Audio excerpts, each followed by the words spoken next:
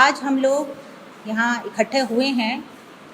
वर्तमान समय में जो हालात चल रहे हैं देश के अंदर, भाजपा सरकार जिस तरह से अपने चंद पूंजीपति मित्रों को फ़ायदा पहुँचाने के लिए देश को आर्थिक बर्बादी की तरफ धकेल रही है और जिस तरह से भाजपा की दमन, शोषण और दोहन की राजनीति चल रही है, छोटे व्यापारियों को जिस तरह से ख़त्म किया जा रहा है, इस सब के खिलाफ आम आदमी पार्टी का व्यापार प्रकोष्ठ आने वाली 23 तारीख को 1090 चौराहे पर 2 बजे धरना प्रदर्शन करने जा रहा है।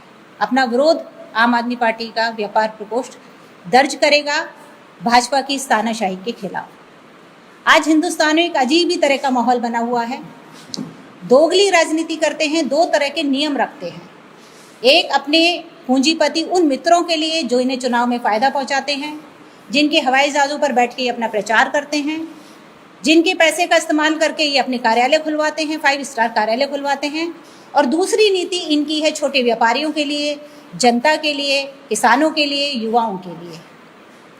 आप देखेंगे जहाँ पूंजीपति मित्रों का इनका सवाल आता है, इन्होंने देश का पूरा बैंक खोल दिया है, पूरे बैंक खोल दिए गए हैं, पूरे संसाधन खोल दिए गए हैं और ये कहा गया है कि इससे जितना पैसा आप ले सकते हैं आप ले सकते हैं।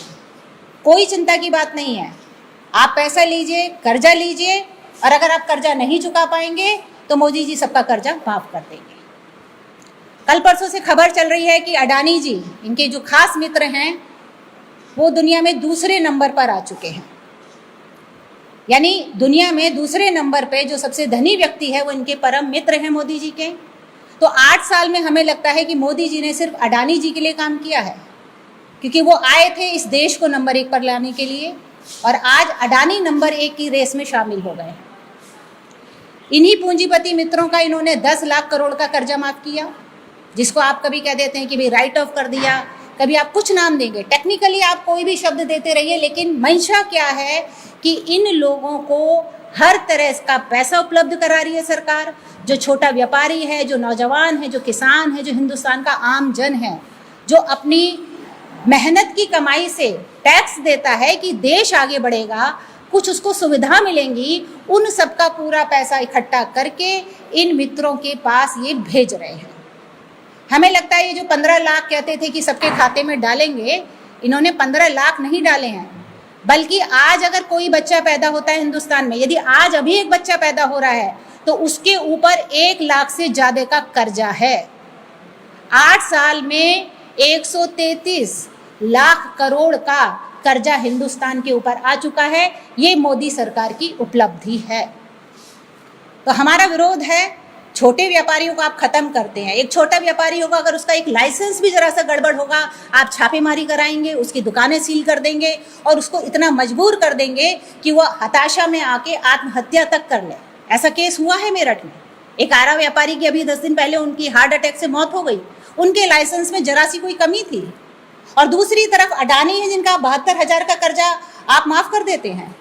और जिस तरह से इन्होंने पूरी लूट हिंदुस्तान की जनता की पैसे की मचा रखी है, जब बैंकों में पैसा खत्म होने लगता है, ये बहुत गंभीर बात है जो कि जनता अब समझ रही है धीरे धीरे, कि रिजर्व बैंक कहता है कि उसके पास 4.6 लाख करोड़ की केवल मुद्रा बची, जिसमें से अडानी को फिर ये 2.2 लाख करोड़ का फिर लोन दे देते हैं। और जब ये लगता है कि बैंक खाली होने लगे तो ये खाने पीने की चीज़ों पे जीएसटी लगा देते हैं। आपने कहीं नहीं सुना होगा कि आप ये कहें कि आटे पर, दूध पर, दही पर, जो कि बेसिक नीड है जनता की, आप उसके ऊपर भी आप जीएसटी लगा रहे हैं। आप जीएसटी लगा रहे हैं, मनमाना टैक्स वसूल कर रहे हैं। पता नहीं कितना टैक्स है जो जनता दे रही है। हर रोज एक नया टैक्स आ जाता है। अभी पढ़ रही थी कुछ दिन पहले, एक इनकम टैक्स पे भी पता नहीं कौन सा नया तरह का एक टैक्स लगा दिया गया है।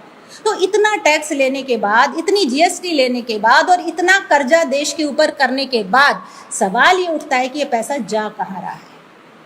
तो ये जो आर्थिक घोटाले, भ्रष्टाचार हो रहे हैं, अपने मित्रों को फायदा पहुंचाने के लिए देश को खाली कर दिया गया है, कंगाल कर दिया गया है। सारी सरकारी संपत्ति बेची जा रही है। ये कहते हैं सरकारी संपत्ति खरीद लीजिए। मोदी जी कहते हैं अपने मित्रों से सब खरीद लीजिए, रेल खरीद लीजिए, एयरपोर्ट खरीद लीजिए, जो मर्जी खरीद लीजिए। और अगर पैसा नहीं है तो बैंक खुले हुए हैं, बैंक से आप कर्जा लीजिए, हम आपको पैसा देंगे। और आप कर्जा नहीं चुका पाएंगे तो हम उसको माफ कर देंगे। तो ये भ्रष्टतम सरकार चल रही है जिसने आर्थिक रूप से इस देश को खोखला कर दिया है। और यही वजह है कि आज नौजवानों को रोजगार नहीं मिल रहा, यही वजह है कि इन्हें अग्निवीर